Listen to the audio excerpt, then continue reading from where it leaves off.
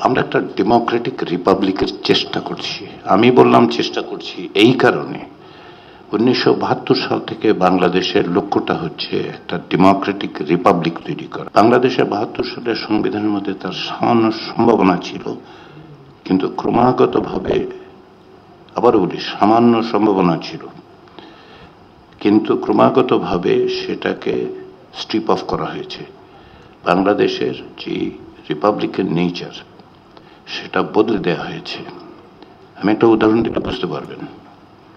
বাংলাদেশের চতুর্থ সংশোধনী বলে যে সংশোধনী, বাংলাদেশের রাষ্ট্রের চরিত্র বদলে দেওয়া হয়েছিল। বাংলাদেশের সংবিধান কার্যত নতুন করে লেখা হয়েছিল জানুয়ারি 1975। যারা এখনো 72 সালের সংবিধানকে স্যাক্রোসেন্ট মনে করেন, যারা এখনো মনে করেন যে এখন 2024 সাল 25 সালে যে সংবিধান সেটা 72 সংবিধান, তাদের কাছে আসলে এটা প্রশ্নটা করাই যায়।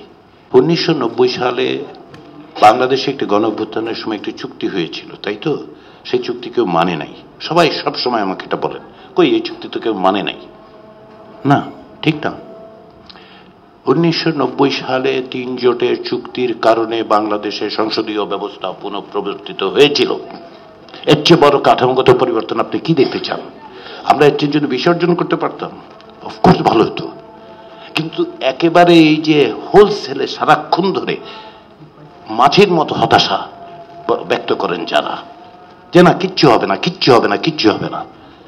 বাংলাদেশের মানুষ একটা অভূতপূর্ব রক্তপাতের মধ্যে একটি ব্যক্তিতান্ত্রিক স্বৈরতন্ত্রকে 3 সপ্তাহের কম সময়ের মধ্যে পরাজিত করেছে। এত হতাশ হচ্ছেন কেন? এতটা হতাশার প্রয়োজনটা কি? 16 বছরের লড়াই সংগ্রাম, সেগুলি কি একেবারেই ভেইন? এতটাই হতাশ হতে হবে আমাদেরকে? যে রক্তের উপর পাড়া দিয়ে, যে রক্তের উপর দাঁড়িয়ে আমি আপনার কথা বলতে পারছি, সেটা কি হতাশাস? মোটেই নয়, মোটেই নয়। ফলে আমি বলি যে আশাবাদী হন। সবটা অর্জন করা যাবে না, কাঠামোগত কিছু পরিবর্তন করা যাবে, কিছু করা যাবে না। কিন্তু তারপরেও যে জায়গাটায় আমি আসতে পারি, সেটা কি?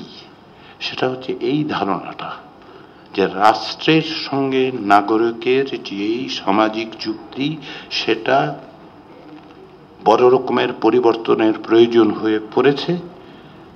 তার আমি কাঠামোগত একটা হিসাব দিতে পারি যে ব্যক্তিতান্ত্রিক স্বৈরতন্ত্র কেন প্রতিষ্ঠিত হয়েছিল, ক্ষমতা কতটা কক্ষিগত হয়েছিল, কিভাবে সংবিধানের মধ্যে 48-এর 3 বলেন 100 আমরা যেতে পারি, বহু পর্যন্ত যেতে পারি। কিন্তু মানে এসেনশিয়ালি মূল কথাটা কি, যে এই সাংবিধানিক ব্যবস্থা যে কাঠামোগত